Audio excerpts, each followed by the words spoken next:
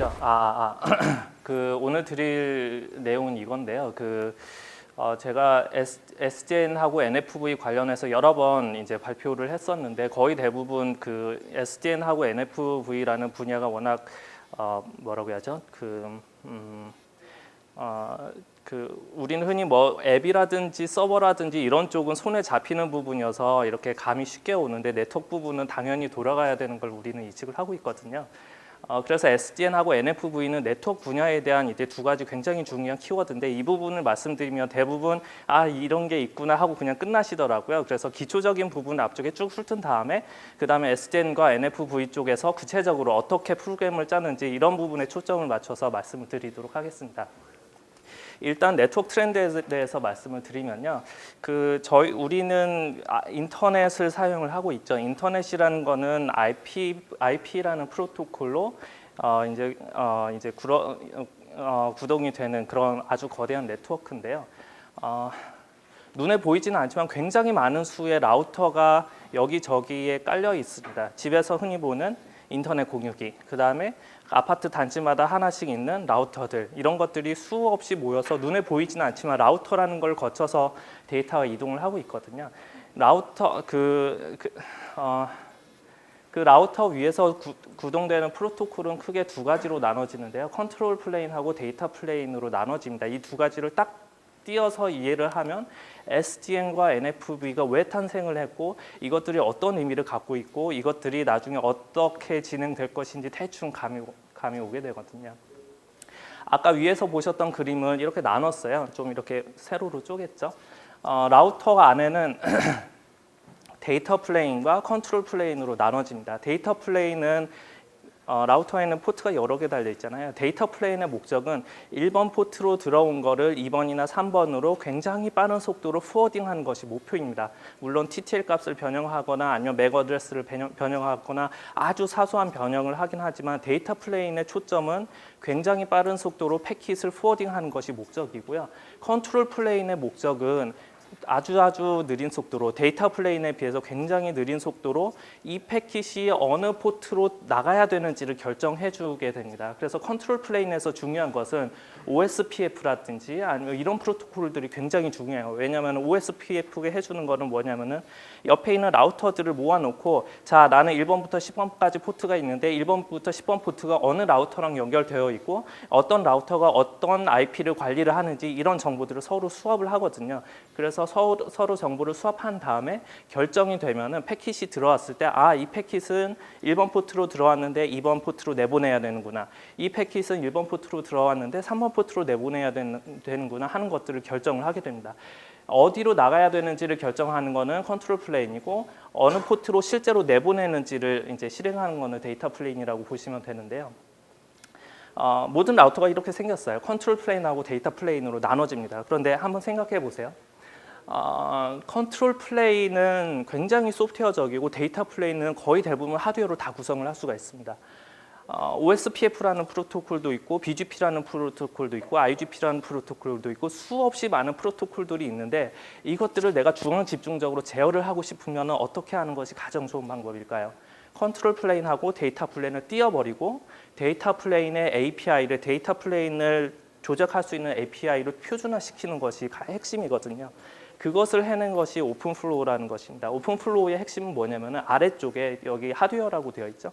플로우 테이블을 갖고 있는 데이터 플레인과 그 다음에 컨트롤 플레인에 해당되는 컨트롤 플레인이 이제 떼낸 거죠. 이때 떼낼 때 사용하는 프로토콜이 오픈플로우라는 API를 사용하게 됩니다. 여기서는 프로토콜이라고 부르고 있는데 사실은 데이터 플레인을 컨트롤하기 위한 API라고 이해하시면 쉬울 것 같아요. 예전에 스위치는 이렇게 생겼습니다. 각각의 스위치 또는 각각의 라우터가 데이터 플레인과 컨트롤 플레인들을 다 가지고 있고 OSPF라는 OSPF 또는 BGP 뭐 이런 컨트롤 플레인과 관련된 프로토콜들이 서로 자동으로 돌면서 IP를 알아내고 포워딩을 하는 구조였었는데 오픈플로우로 넘어가면서 컨트롤 플레인을 한 곳으로 모으게 된 거죠. 컨트롤 플레인이 한 곳에 있고 데이터 플레인을 통제하기 때문에 중앙 집중적으로 패킷을 포워딩하는 그런 체계로 바뀌고 있습니다. 이것은 이제 소프트웨어 디파인드 네트워크 SDN이라고 부르고요. 데이터 플레인과 컨트롤 플레인이 나눠지다 보니까 네트워크 OS라는 개념이 생겼습니다. 컨트롤 플레인을 죄다 합쳐서 하나의 네트워크를 통으로 운영하는 시스템이어서 네트워크 OS라는 개념이 생겼고요. 실제 뭐 OS는 아니에요. 그냥 컨트롤 해주는 매니지먼트 시스템이라고 보시면 되는데 네트워크 OS로서 뜨고 있는 것은 두 가지가 있습니다. 오누스라는 프레임워크하고 그다음에 오픈 데일라이트라는 프레임워크가 이제 굉장히 유망하고요. 두 번째 네트워크를 현재 네트워크 트렌드를 이해하기 위한 두 번째 키워드는 NFV라는 것이 있습니다. NFV는 아까 컨트롤 플레인이 이제 컨트롤 플레인 부분 SDN이 컨트롤 플레인을 소프트웨어로 구현해서 내가 마음대로 통제하겠다는 개념이라면은 NFV는 데이터 플레인이라는 영역에서 내가 마음대로 소프트웨어를 이용해서 패킷을 조작하겠다는 의미가 굉장히 강합니다. NFV는 이제 텔코 업체들에서 만들었는데 이 그림 보시면 이해되세요? 저도 이제 이해가 안 돼서 가져온 그림인데 여기 나오는 선들 하나하나가 이제 텔레커뮤니케이션 쪽에서 굉장히 많이 사용하는 노테이션인 것 같아요. 소프트웨어 개발자들은 뭐 UML 이런 거 쓰잖아요. 그래서 NFV 문서를 보면 죄다 이런 그림입니다. 근데 NFV 문서를 쫙 보면 텔코 쪽 사람들이 이런 식으로 생각을 하는구나. 굉장히 이질감을 많이 느끼는데요. 이것은 이제 오픈 플랫폼 NFV라는 건데 뒤 시간에 이제 발표할 내용인데요. OPNFV의 목적은 클라우드에서 사용하고 있는 기술, 가상화 기술을 이용해서 패킷 프로세싱에 활용하겠다는 것이 초점입니다. 아래쪽은 이제 하이퍼바이저가 있고 KVM과 같은 하이퍼바이저가 있고 KVM 위에다가 패킷 처리를 해주기 위한 여기서는 네트워크 펑션이라고 부르거든요. 실제로는 뭐 리눅스 위에다 뭐 이렇게 로드 밸런서라든지 리눅스 위에다가 파이어월이라든지 이런 것들을 올리게 되는데 네트워크 펑션을 심어서 라우터를 대신하겠다는 내용입니다. 예전에는 라우터가 하드웨어, 굉장히 빠르게 동작하는 하드웨어와 컨트롤 플레인 같은 경우는 소프트웨어로 구현이 되었는데 NFV 같은 경우는 데이터 플레인조차도 이제 소프트웨어로 구현하겠다는 것이 목표입니다. NFV가 나온 목적은 비용 전략을 위해서입니다. 첫 번째 목적은 왼쪽의 그림에 보시면은 예전에는 라우터라든지 파이어월이라든지 로드 밸런서라든지 이런 것들이 전부 다 개별의 시스템으로 존재했었거든요. 그러다 보니까 이제 얘네들은 이제 장치를 다 켜놔야 되잖아요. 텔코에서 비용이 가장 많이 드는 부분이 전기입니다. 근데 이제 왼쪽에 보면 이제 40A가 필요하다 이런 얘기고 이것들을 가상화시켜서 하나의 서버에다 몽창 몰아 넣으면은 어쩔 때는 필요한 거를 켜고 어쩔 때는 필요 없는 걸 끌 수가 있잖아요. 융통성 있게 관리를 하다 보면 20A로 이제 관리를 할 수 있다. 뭐 이런 개념이 나온 거예요. 그래서 비용을 전략하기 위한 것이 NFV의 핵심이고요. 그럼 NFV 위에서 어떤 네트워크 펑션을 구현할 것인가 하는 거는 이제 이쪽에서 여러 가지 것들을 예로 제시를 하고 있습니다. 위쪽에 보시면은 저도 잘 모르는 용어인데 SGW, PGW 이것들이 다 그 패킷의 코어망에서 그러니까 우리 전화할 때 보면은 코어망에서 사용되는 개념들이라고 해요. 이런 것들을 소프트웨어로 구현을 하겠다. 뭐 터널링 게이트웨이, VPN이라든지 웹 파이어월, 이메일 파이어월, 뭐 인스트럭션 디텍션 시스템, 그다음에 SLA를 해주기 위한 것들, 뭐 로드 밸런서, 웬을 엑셀레이션 해주는 것들 여러 가지 것들을 소프트웨어 기존의 하드웨어로 구현되어 있던 것들을 전부 다 소프트웨어로 구현을 해서 가상화시켜서 활용하겠다는 것이 NFV의 핵심입니다. 자, 이제 SDN은 컨트롤 플레인을 소프트웨어로 내가 만든 소프트웨어로 제어를 하겠다는 거고 NFV는 데이터 플레인에 패킷 프로세싱을 내가 만든 소프트웨어로 제어를 하겠다는 거거든요. 이 두 개를 하나씩 나눠서 보도록 할게요. 제가 이제 SDN은 전공이 아니어서 가볍게 훑고 지나가도록 하겠습니다. SDN에 아까 네트워크 OS가 나왔었는데요. 네트워크 OS에 크게 두 가지 흐름이 있습니다. 나머지 이제 볼 것 없고 오픈 데일라이트과 굉장히 큰 프로젝트와 오누스라는 굉장히 또 큰 프로젝트가 있습니다. 이 중에서는 저는 이제 오누스의 줄을 타고 있거든요. 오누스가 이제 앞으로 대세가 될 거라고 생각을 하고 있는데. 오너스 위에서 어떻게 소프트웨어를 구현하는지 간단하게 살펴볼게요. 오픈 데일라이트도 그런데 오너스 같은 경우도 OSGI라는 프레임워크에 모든 시스템이 다 구현이 되어 있습니다. 그래서 여기에 보이시는 하나하나의 네모 조각들이 전부 다 OSGI의 하나의 컴포넌트 단위입니다. 이것들을 모아놔서 하나의 거대한 오너스라는 프로젝트를 만들고 있고요. 이 위에다가 기본적으로 만들어진 이 OSGI 컴포넌트 위에다가 내가 원하는 점점점 보이시죠? 이 점점점을 내가 원하는 소프트웨어로 채워 넣을 수가 있습니다.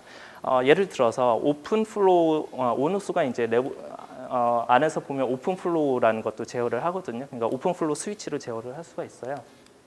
예를 들어서 오픈 플로우에서 자 ARP 패킷 같은 경우는 기본 흐름을 타지 말고 내가 원하는 내가 직접 제어를 하겠다라는 명령을 내리는 부분이에요. 자바로 짜여진 코드입니다.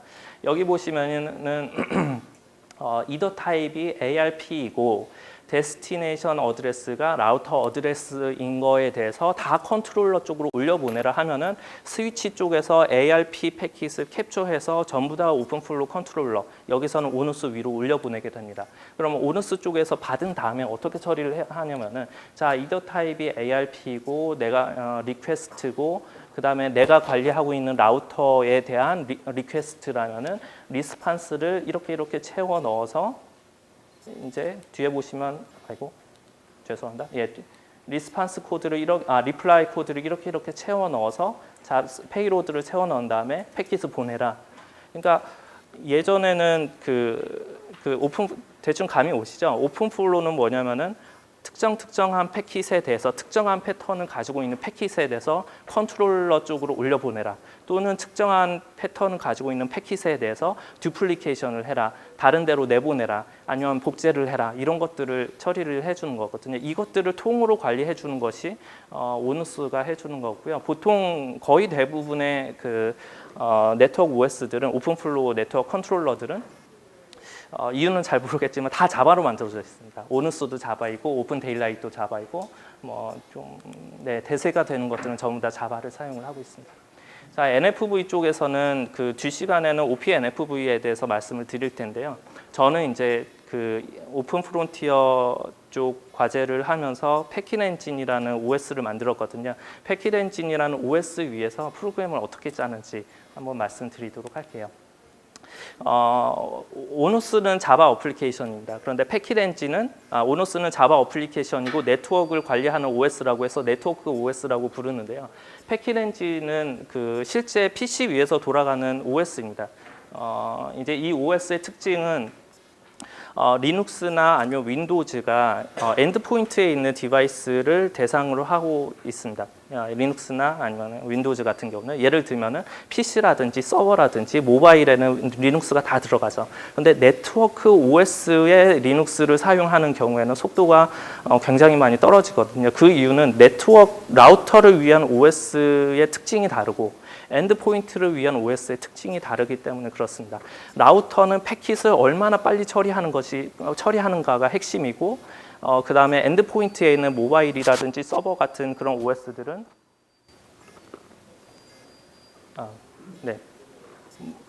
엔드포인트에 있는 OS들은 자원을 얼마나 효율적으로 사용할 수 있는가가 핵심입니다. 두 가지 목표가 다르기 때문에 서로 다른 OS가 필요한 거죠. 그래서 네트워크 장비에서 리눅스를 탑재하는 경우에 거의 대부분의 회사가 하는 것이 리눅스 커널에 있는 스케줄러, 리눅스 커널에 있는 메모리 얼로케이션 알고리즘 이런 것들을 다 뜯어 고친 다음에 거의 디바이스 드라이버만 활용하는 수준으로 사용을 하고 있습니다. 저쪽에 있지 않을까요? 네. 그리고 이제 리눅스 위에서 패킷 처리를 위한 프로그램을 작성할 때는 어쩔 수 없이 커널을 통째로 뜯어 고쳐야 됩니다. 왜냐하면은 리눅스 위에서 이더넷이나 리눅스 위에서 이더넷이나 IP나 UDP나 조작을 하려면은 유저 스페이스에서는 조작이 안 되거든요. 어쩔 수 없이 커널 안으로 내려가야 되는데 커널 쪽에서 프로그래밍 하다 보면 혹시 커널 프로그래밍 해보셨어요? 숫자 하나만 잘못 건드리면은 이제 OS가 죽어버리게 돼요. 그래서 이제 네트워크 OS를 새로 만들었는데요. 이 네트워크 OS의 특징은 패킷 처리를 빠르게 해주는 것이 특징이고요. 두 번째 특징은 여러 개의 가상 머신, 저는 이제 가상 머신이라고 표현하는데 실제로는 컨테이너입니다. 가상 머신을 띄워서 여러 개의 네트워크 어플리케이션이 동시에 구동되도록 하는 것이 특징입니다. 네. 그래서 이제 여러 가지 기능이 있는데 패킷을 리눅스 같은 경우는 패킷이 들어오면 헤더를 다 제외하고 바디 부분만 유저에게 넘겨주거든요. 그럼 유저가 할 수 있는 거는 페이로드, 바디 또는 페이로드 부분만 수정을 할 수가 있는데 이 OS의 특징은 패킷이 넘어오면은 이더넷 헤더부터 시작해서 TCP의 그 페이로드 끝까지 통으로 유저 스페이스 쪽으로 넘겨주게 됩니다. 그럼 유저 스페이스 쪽에서는 그거를 헤더부터 페이로드 끝까지 다 조작을 한 다음에 바로 아웃풋을 해주면은 굉장히 빠른 속도로 이제 패킷 처리가 가능해지는 거죠. 예, 혹시 시계 있으신 분 여기다 좀 놔주시겠어요? 제가 몇 시인지.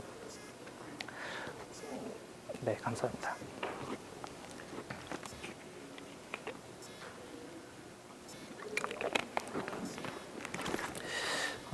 패킷 엔진에서 프로그램을 짜려면 이제 IP의 기본에 대해서 알아야 되는데 IP의 기본에 대해서 설명을 해드리겠습니다. 간단하게요.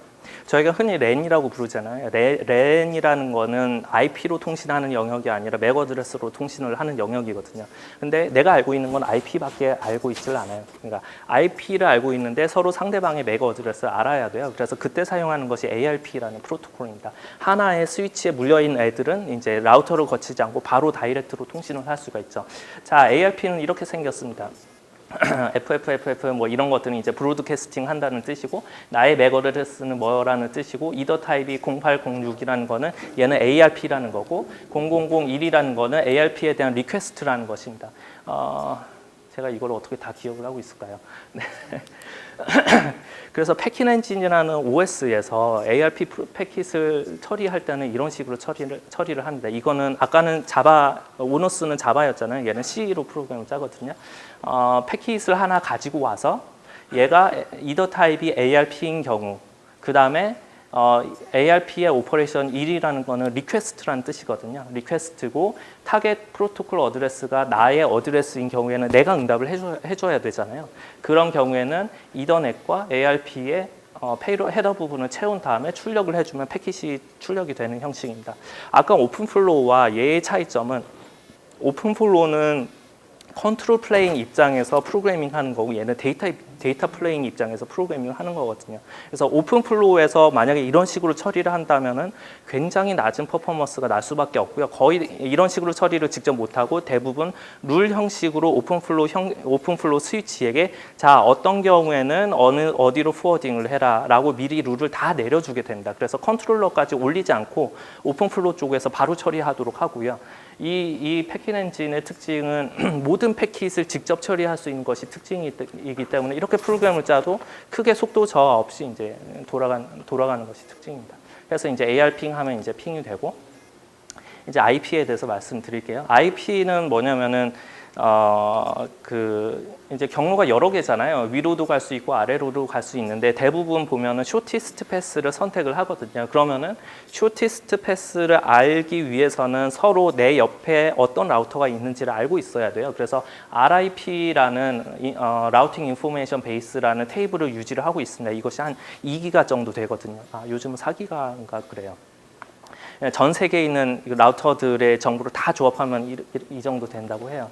그래서 서로 어떤 라우터가 어디에 있는지에 대한 테이블을 다 가지고 있고 그 테이블을 가지고 계산을 하는 거예요. 이 패킷이 들어오면 어디로 내보내야 된다는 계산을 해서 쇼티스트 패스를 이제 보내주는 것이 인터넷 프로토콜의 핵심입니다. 인터넷 프로토콜은 이렇게 생겼습니다. 앞에는 뭐 버전이 있고 헤더 랭스가 있고 뭐 여러 가지 컨트롤을 위한 플래그가 있고 소스의 IP 어드레스, 데스티네이션이 IP 어드레스가 있습니다. IP만 단독으로 사용하는 경우는 없고요. IP 위에 TCP가 올라간다든지 IP 위에 UDP가 올라간다든지 가장 IP 프로토콜 중에 가장 단순한 프로토콜은 ICMP라고 우리 핑 해보셨죠? 핑을 이제 구현해 보도록 하겠습니다. 자 이제 패킷 엔진 위에서 패킷이 또 하나 들어왔어요. 그러면 얘가 IP인 경우에는 IP로 캐스팅을 하고 IP 프로토콜 중에서 ICMP라는 프로토콜인 경우는 ICMP로 또 캐스팅을 해서 사용을 합니다. ICMP에서 타입이 8번이라는 거는 그 핑을 의미하거든요. 핑의 리퀘스트를 의미하거든요. 핑인 경우에는 내부 정보를 뭐 다 채운 다음에 책섬 계산하고 이더넷 소스 데스티네이션 계산하고 아웃풋을 해주면 핑이 이제 구현이 되는 거예요. 근데 제가 이런 코드를 자꾸 보여드리는 게 우리 학부 시간에는 네트워크를 이론으로만 배웠지 이렇게 직접 만져볼 기회는 없었잖아요. 이거를 하려면 어떻게 써야 됐냐면 리눅스를 뜯어 고쳐서 그 커널 안으로 들어가는 수밖에 없었거든요. 그걸 해내는데 몇 달이 걸리는 거예요. 근데 여기서 보시는 거는 패킷의 헤더를 단순하게 이 뭐 앞에 뭐 뒤에 한 10줄 정도 코드가 있는데 대략 100줄도 안 되는 코드를 이용해서 내가 ARP에 대한 리스판스를 구현할 수 있고 ICMP에 대한 리스판스를 구현할 수가 있고 이런 것들을 다 만들어낼 수가 있거든요. 이런 OS는 이제 리눅스에서는 굉장히 힘든데 이제 네트워크 라우터나 스위치를 위해서 만들어진 패킷 엔진이라는 OS를 사용을 하면 굉장히 쉽게 구현할 수 있다는 것이 특징이죠. 이거는 이제 방금 보셨던 어플리케이션이 구동되는 장면이고요. 이제 TCP에 대해서 또 말씀을 드릴게요. TCP는 IP보다 조금 이제 복잡합니다. 그 이유는 이제 TCP라는 거는 최적의 네트워크 상태에 따라서 최고의 속도로 데이터를 전송하기 위해서 릴라이어블하게 전송하기 위해서 만들어진 프로토콜이 TCP이거든요. 그래서 굉장히 복잡한 헤더를 가지고 있는데 주의해서 보실 점은 자 소스 포트가 뭐냐, 뭐 데스티네이션 포트가 뭐냐 하는 것입니다. 왜냐하면 소스 IP까지는 호스트를 찾는 데 쓰여요. 그런데 포트는 뭐냐면은 하나의 호스트에서 여러 개의 어플리케이션이 구동 중일 거잖아요. 그래서 어떤 어플리케이션을 찾아가는가 하는데 이제 포트라는 정보가 사용이 됩니다. 이건 이제 패킷 엔진이 네트워크 OS다 보니까 라우터 입장에서 흘러다니는 모든 패킷을 다 덤프를 뜨는 이제 코드입니다. 프록시 역할을 하는 거죠. 그래서 TCP 프로토콜 데스티네이션이 80번이라는 거는 그걸 HTTP라는 거죠. HTTP 포트에 대해서 이제 그 페이로드를 전부 다 출력을 하고 그 다음에 내가 원하는 주소로 이제 포워딩을 해주는 이제 코드이고요. 라우터 입장에서는 이런 코드가 다 보이는 거예요. 우리가 어떤 식으로, 그러니까 우리가 문자 메시지 보내는 거, 문자 메시지는 이제 그렇죠. 문자 메시지 보내는 거, 우리가 메일 쓰는 거, 우리가 채팅하는 거, 모든 내용이 사실 라우터 입장에서는 다 보입니다. 암호화가 되기 전에는. 그래서 이제 제가 지메일을 사용하세요. 가끔 얘기를 하는데 지메일은 암호화를 해요. 그래서 저희가 가끔 그 네트워크 아이디하고 패스워드를 뽑아내는 그런 시연을 많이 하거든요. 죄송한데 다음하고 네이버가 주요 타겟이고요. 지메일은 저희가 뚫을 수 없어서 이런 것들을 보여줄 수가 없어요. 그래서 이제 암호화가 되는 이제 메신저나 암호화가 되는 메일을 사용하시길 권장을 합니다. 다 들여다볼 수가 있고 이거의 대표적인 예가 뭐냐면 그 warning.or.kr 다 들어가 보셨죠? 안 들어가 보신 것처럼 말씀하시는데 다 보셨죠? 그게 이제 제가 원하는 모든 사이트는 다 warning.or.kr이 걸려 있더라고요. 왜 그런지 모르겠지만. HTTP의 헤더의 URL 부분을 뜯어보는 거예요. 이제 각 통신사마다 DPI 엔진이 전부 다 설치가 되었습니다. 코어망에 보면요. 예, 감사합니다. DPI 엔진이 다 설치가 되어 있어서 HTTP이고 HTTP 헤더에서 특정한 URL을 끄집어내서 그 URL이 정부에서 관리하고 있는 블랙리스트라 매칭이 되면은 그 다음부터 차단하기 시작을 하는 거예요. 그때 사용되는 OS가 다른 OS가 있고 패킷 엔진은 아니고 다른 OS가 있고 그때 사용되는 기술이 DPI라는 기술인데 사실 이게 DPI죠. 이런 것들을 해내는 것들이 DPI죠. 저는 네트워크 전문가는 아닌데 그래도 한 10몇 년 동안 네트워크 쪽에서 이제 있었거든요. 제 나름대로의 전망을 한번 해보도록 하겠습니다.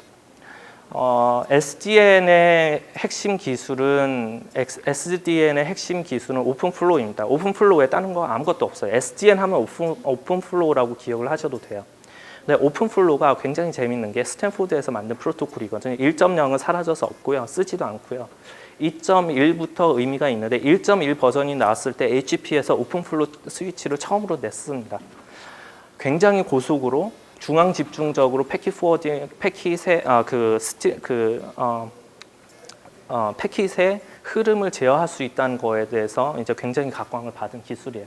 그 뒤로 1.1 나오고 1.2는 실패작이에요. 그래서 쓰지도 않아요. 그다음에 1.3은 이제 말이 많습니다. 왜냐하면 오픈플로우라는 것이 특정한 패킷의 특정한 튜플을 매칭시켜서 특정한 튜플이 매칭이 되면 특별한 액션을 취해라 하는데 오픈 플로우 스펙이 늘어나면서 할 수 있는 게 튜플에 매칭할 수 있는 튜플의 개수를 늘리고 그 다음에 액션에 대한 가지수를 늘리는 것밖에 없잖아요. 그런데 이런 것들을 늘리다 보니까 하드웨어로 구현할 수 있는 게 한계가 있는 거예요. 그래서 1.1 같은 경우는 거의 대부분 하드웨어로 구현이 되는데 1.3만 하더라도 하드웨어로 구현할 수 있는 부분이 점점 없어진다. 그래서 스위치를 보면 1.3까지만 지원을 하고 1.4나 1.5는 지원하는 스위치가 거의 없어요. 실제 시장에서 보면요. 지금이 1.5라는 스펙이 나와 있는데 1.5라는 스펙은 이제 뭐 애틀이라든지 아니면 오픈플로우 쪽 하시는 분들 하는 얘기가 거의 뭐 반 이상 소프트웨어로 구현할 수밖에 없기 때문에 사실 시장에서는 받아들여지지 않을 거라고 많이들 전망을 합니다. 그래서 지금 오픈플로우는 하드웨어로 오픈플로우의 핵심은 고속으로 패킷을 스위칭할 수 있다는 것이 핵심이거든요. 그거를 내가 중앙 집중적으로 관리를 하는 거예요. 컨트롤을 하는 거예요. 그런데 1.3 되고 1.4, 1.5가 되면서 소프트웨어로 스위칭할 수밖에 없게 되는 거죠. 오픈플로우의 계정을 맞추려면요. 그러다 보니까 새로운 버전이 나왔는데도 불구하고 시장에서 그것을 안 받아들이고 있거든요. 그래서 제 예상에는 자, 오픈플로우의 생명은 끝났다고 생각을 합니다. 1.1과 1.3이 오픈플로우의 다이고요. 그 다음에 그 위에 OVS라고 들어보셨나요? 오픈 V 스위치라고 해서 클라우드 쪽에서 보면은 클라우드 하이퍼바이저 안에 거의 표준처럼 들어가는 소프트웨어 스위치가 있거든요. 그게 OVS라는 소프트웨어 스위치가 있습니다. OVS는 아무래도 전부 다 처음부터 끝까지 소프트웨어로 구현이 되어 있다 보니까 오픈플로우를 쉽게 받아들일 수가 있는 거예요. 그래서 오픈플로우 입장에서도 새로운 버전을 출시하기 전에 OVS에서 먼저 테스트를 합니다. 그래서 기능 점검이 완료가 되면 그 다음에 오픈플로우에 새로운 스펙으로 집어넣은 거죠.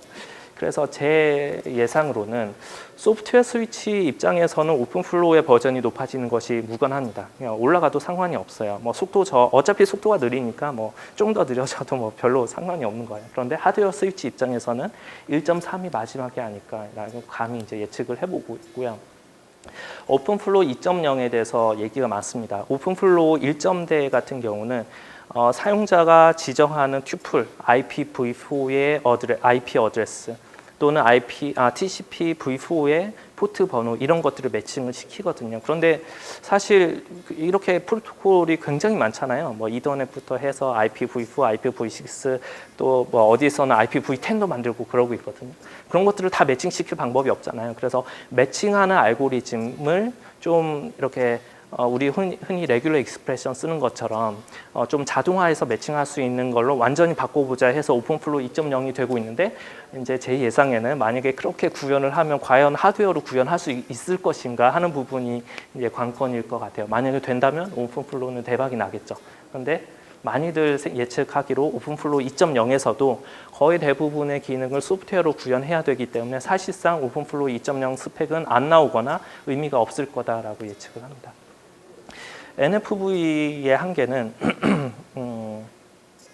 KVM과 또는 젠과 같은 가상화 기술을 사용하면 가장 그 퍼포먼스에서 바틀넥이 되는 부분이 그 네트워크 쪽 I/O에서 바틀넥이 됩니다. 뒤에 나오는 이제 이만성님은 그러지 않다라고 얘기를 하는데 그거는 이제 수백만 원짜리 장비를 때려 박으면 상관이 없어요. 그런데 일반적인 PC나 일반적인 서버를 사용을 하면은 네트워크 I/O가 항상 바틀넥이 돼요. 그런데 생각해 보세요. OP NFV는 어떻게 구현을 했냐 하면은 KVM 위에다가 가상 머신을 설치해서 네트워크 펑션을 그 위에서 구동시키겠다는 거거든요. 실제 구동을 해보면은 역시나 네트워크 I/O에서 바틀넥이 생깁니다. 성능이 굉장히 많이 떨어지는 거죠. 예를 들어서 그냥 뭐 대용량의 데이터를 전송하는 시스템이라면 별로 문제가 안 돼요. 그냥 OPNFV 사용을 하면 돼요. 그런데 만약에 VoIP라든지 실시간 게임이라든지 이런 쪽 좀 실시간성이 요구되는 어플리케이션 같은 경우는 OPNFV를 사용하는 순간 이제 먹통이 되는 거예요. 왜냐하면은 이제 실제 이제 성능 테스트를 해보면은 어쩔 때는 빨리 응답이 되고 컨텍스트 스위칭 패킷이 딱 들어와서 컨텍스트 스위칭 되기 전에 패킷 아웃풋을 해주는 거예요. 그러면 어쩔 때는 빨리 응답이 되고 또 패킷 컨텍스트 스위칭 끝날 때쯤 해서 패킷이 들어와서 정말 재수없게 컨텍스트 스위칭이 딱 되고 몇 번 이제 컨텍스트 스위칭 다른 어플리케이션 수행하다가 다시 이제 컨텍스트 스위칭이 돼서 들어와서 패킷을 아웃풋 하잖아요. 그러면은 패킷이 굉장히 늦게 출력이 되거든요. 이게 왔다 갔다 하는 거예요, 성능이. 그러니까 레이턴시가 왔다 갔다 하는 거예요. 응답 시간이요. 그러다 보니까 전체적인 스루풋은 이제 OPNFV에서도 어느 정도 나오는데 레이턴시 부분이 굉장히 떨어질 수밖에 없습니다. 구조적으로요.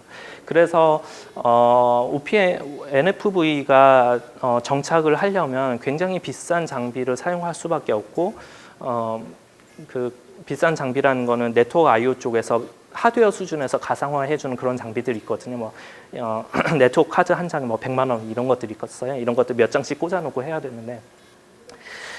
그래서 좀 NFV의 한계가 좀 있지 않을까 하는 생각이 이제 들고요. 다들 예측을 하는 것이 많은 사람들이 하는 얘기가 SDN과 NFV는 하나로 합쳐질 거라고 얘기를 하고 있습니다. 오픈플로우도 보면 스펙이 버전업이 되면서 점점 소프트웨어로 처리할 수 있는 소프트웨어로만 처리해야 되는 부분이 점점점 늘어나고 있고요. NFV 같은 경우는 아예 데이터 플레인을 이제 소프트웨어로 처리하겠다는 것이 핵심입니다. 오픈플로우 SDN 쪽에서도 언젠가는 이제 소프트웨어로 완전히 넘어갈 것 같아요. 물론 이제 가속화하기 위해서 어느 정도 하드웨어가 처리해야 되는 부분을 남겨놓은 것이 확실하고요. 그다음에 NFV도 언젠가는 레이턴시 문제를 어떤 방식으로든 해결을 할 것 같아요. 하드웨어 장비 형태가 아니라 소프트웨어적으로 해결할 것 같아요. 만약에 그렇다면은 SDN과 NFV가 합쳐져서 처음에 그림 보셨죠? 컨트롤 플레인과 데이터 플레인이 지금은 둘 다 소프트웨어로 구현을 하고 있잖아요. 언젠가는 컨트롤 플레인과 데이터 플레인을 처음부터 끝까지 다 소프트웨어로 구현하는 날이 오지 않을까 하는 생각을 하고 있고요. 실제 SDN과 NFV가 합쳐지는 그런 형태의 실험이라든지 논문이라든지 이런 것들이 굉장히 많이 출시가 이제 나오고 있습니다. 그래서 이거는 이제 정말 저 개인적인 예측인데요. 피처폰은 말랑말랑하지 않았어요. 딱딱했어요. 스마트폰은 말랑말랑합니다. 말랑말랑하다는 얘기는 뭐냐면은 적어도 내가 산 스마트폰에 내가 프로그램 개발자라면 내가 짠 프로그램을 집어넣어서 구동을 할 수가 있어요. 네트워크 장비는 그게 안 되죠. 스마트폰에서도 되고 PC에서도 되고 서버에도 개발자라면 내가 원하는 어플리케이션을 내가 만들어서 집어넣어서 돌릴 수가 있잖아요. 네트워크는 그게 안 된다고요. 그런데 점점 그게 되는 추세로 가고 있습니다. 그래서 저는 네트워크도 모바일이라든지 서버처럼 좀 말랑말랑한 네트워크가 되지 않을까 생각을 하고 있고요. 하드웨어보다는 성능이 좀 떨어져도 어느 정도 개선을 해서 처음부터 끝까지 소프트웨어로 가는 모델이 정착되지 않을까 그렇게 생각을 하고 있습니다. 그래서 플로우 컨트롤은 오픈 플로우라는 굉장히 훌륭한 스펙이 있으니까 그거를 따라갈 것 같고요. 패킷 프로세싱은 NFV나 또는 NFV의 개념을 따르고 있는 다른 기술들, 저는 이제 패킷 엔진이라고 얘기하고 싶은데 그런 기술들이 이제 대체를 하게 될 것 같고요. 아직까지도 그 VM 마이그레이션이 뭔지 아시죠? 가상 머신이 잠깐 꺼졌다가 옆에 있는 컴퓨터로 이렇게 다시 가는 거예요. 이게 한 3초 정도 걸리는 거예요. 이제 이거를 뭐라고 하죠? 핫 마이그레이션이라고 하는 그런데 가상 머신이 실행 중이에요. 그런데 전기를 절약하려면 가상 머신을 한 군데로 몰아야 되잖아요. 그러려면 잠깐 멈췄다가 옆에 있는 컴퓨터로 전송해서 여기서 다시 되살리면 되거든요. 물론 네트워크 단에서도 해줘야 되는 것들이 있거든요. 이것들이 VM 마이그레이션이라고 부르는데 보통 랜 안에서는 VM 마이그레이션이 됩니다. 그런데 랜 밖에 옆에 있는 방으로 넘어가려면 VM 마이그레이션이 안 되는 거예요. 그래서 VM 마이그레이션 같은 경우는 여전히 연구 이슈가 많고요. 예를 들어서 몇 년 전에 일본에 쓰나미가 왔었잖아요. 그래서 그때 소프트뱅크가 많이 떴었죠. 떴던 이유가 일본에서 쓰나미가 발생했을 때 부산에다가 데이터를 전부 다 백업을 해놓은 거예요. 그래서 데이터를 살릴 수가 있었죠. 그런데 쓰나미가 왔던 그 몇 박 며칠 동안은 쓰나미가 와서 IDC가 물에 잠겼던 몇 박 며칠 동안은 서비스가 안 되고 있었거든요. 근데 만약에 VM 마이그레이션이 되면 그것도 방 안에서의 마이그레이션이 아니라 랜을 넘는 마이그레이션, 랜을 넘어서는 마이그레이션이 되면 쓰나미가 온다 하면은 몇 시간 전에 경보가 오잖아요. 그럼 부산으로 하나씩 마이그레이션 하는 거예요.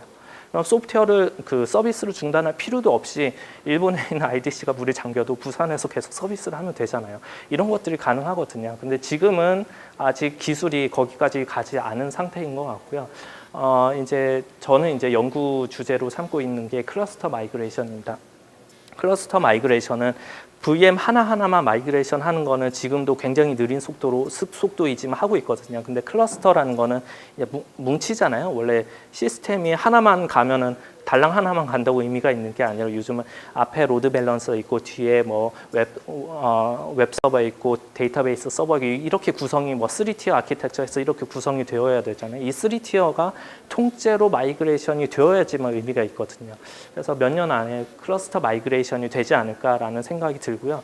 지금은 서비스를 뭐 한국에서 서비스하냐, 미국에서 서비스하냐 이런 것들이 의미가 있었는데 이제는 뭐 클러스터 마이그레이션이 되면 그런 의미가 없어질 거예요. 아마존에서 서비스하다가 여기 너무 비싸 그럼 렉스페이스로 옮기고 렉스페이스에서 뭐 서비스를 하다가 여기 너무 비싸 그럼 뭐 KT 클라우드로 옮기고 통째로 구동되고 있는 그째로 그런 시대가 오지 않을까 하는 생각이 들고요. 아직은 꿈이지만 네트워크 분야가 굉장히 빠르게 변화하고 있거든요. 이 변화의 속도를 볼 때 10년 내에 이런 것들이 가능하지 않을까 생각을 하고 있습니다. 제가 오픈 프론티어 활동을 2년 하고 1개월 동안 했는데요. 제 인생에서 굉장히 프로덕티브한 시간이었습니다. 가장 생산적이었고 가장 정말 훌륭한 분들을 많이 만났고 인생의 동역자들을 많이 만났습니다. 그래서 사실 이 부분이 이제 일부러 넣었는데요. 나이파하고 IPA 분들을 굉장히 많이 도와주셨거든요. 그래서 감사하다는 말씀을 전하고요. 네. 오픈 프론티어 활동하면서 제가 회사를 하나 만들었습니다. 패킷엔진이라는 OS를 만들고 패킷엔진이라는 OS로 자 오픈 소스로 한번 사업을 해보자. 다들 미쳤다고 하더라고요. 그래서 이제 법인을 세웠어요. 그래서 요즘도 네트워크 하시는 분들 사장님 만나보면은 야 너 미쳤냐 사업 접어 뭐 이런 얘기를 많이 하세요. 그런데 사업을 하고 있습니다. 이 사업이 어떻게 됐는지 저도 보고 싶고요. 그 다음에 오픈 소스로 사업을 했을 때 사업과 오픈 소스가 선순환되는 구조로 만들어 보고 싶거든요. 아직은 꿈이고 리스크도 굉장히 많고 자금에 대한 압박도 많고 스트레스도 겁나 받기 때문에 매일 저녁을 술로 때우고 있는데 그럼에도 불구하고 이 길이 맞다는 생각을 저는 하고 있습니다. 지금까지 주식회사 그룹네트워크스 대표이사 김성민이었습니다. 감사합니다. 네.